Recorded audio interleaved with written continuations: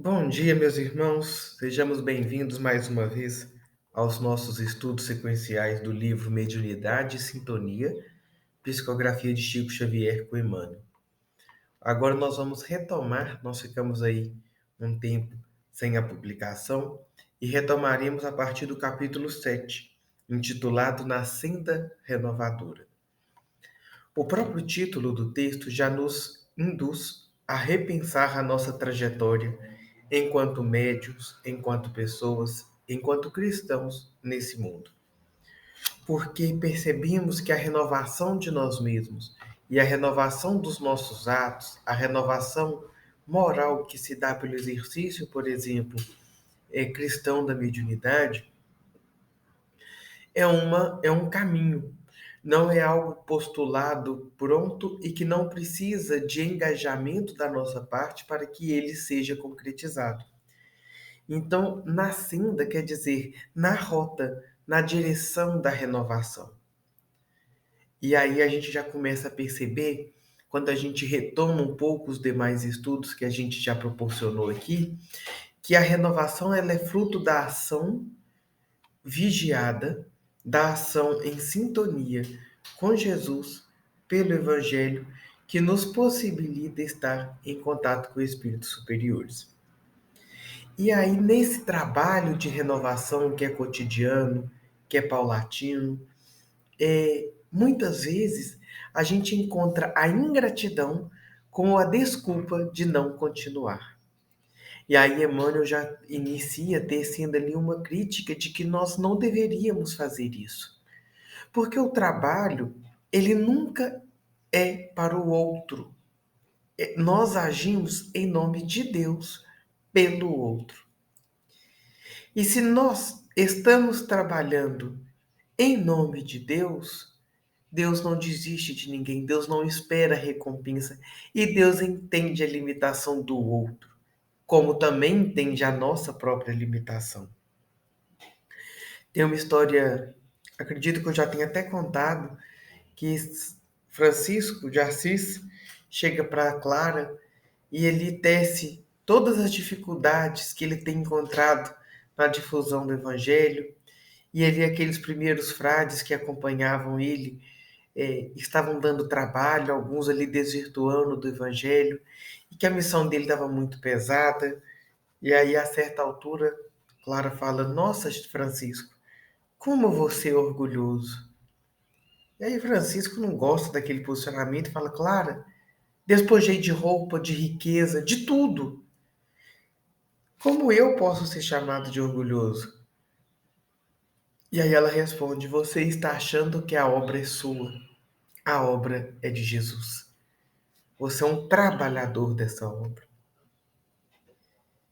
E é por isso que às vezes fica muito pesado as nossas tarefas dentro da fraternidade, por exemplo, dentro da onde você está inserido, porque não nos reconhecemos como participantes de uma obra e queremos ser donos dela. Esse peso de sermos dono dessa obra a gente não suporta, é grande demais. A obra de Deus, a obra do Cristo que nos chama à renovação. Então, é necessário entender a função específica de cada um. Todos terão as mesmas contribuições dentro da atividade evangélica? Claro que não. Cada um tem virtudes a colocar à disposição, cada um tem defeitos a serem trabalhados dentro daquela tarefa. Cada um tem uma história que o acompanha e que pode ajudar mais ou menos dentro da atividade. Mas perceba que quando o grupo não está em sintonia com o objetivo pelo qual ele foi criado, ele se perde no caminho. Então, se estamos lá na fraternidade e temos uma tarefa, é necessário que o grupo saiba para que aquele grupo existe, qual o objetivo dele. Nós estamos fazendo isso para quê? Qual imperativo evangélico a gente está obedecendo quando nós nos propomos a caridade? E aí Emmanuel coloca uma frase que eu achei assim fantástica. Ninguém recebe o conhecimento superior tão só para o proveito próprio. E aí serve muito para as fraternidades, para a nossa lá. Quando a gente recebe uma boa mensagem, que passa pelo crivo da análise do seu conteúdo moral, doutrinário, ela precisa ser levada a conhecimento.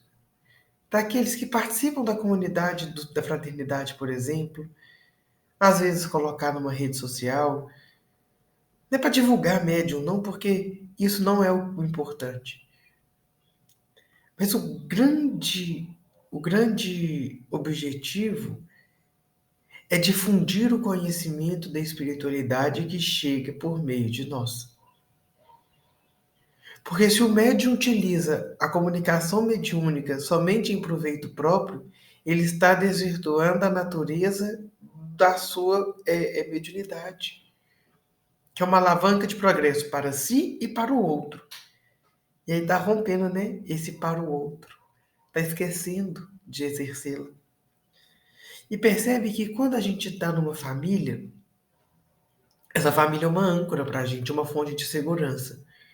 Se esse não fosse uma criança, morreria, porque ela não conseguiria buscar seu próprio alimento, se agasalhar, nutrir-se de forma adequada. Então percebe que o crescimento da humanidade ele é sempre amparado por alguém, seja espíritos, sejam encarnados. Agora Deus, ele também nos acolhe pelo braço do outro quando essa nossa família cuida de nós. Mas ele também espera que nós acolhamos em nossos braços os demais que estão à nossa volta em seu nome.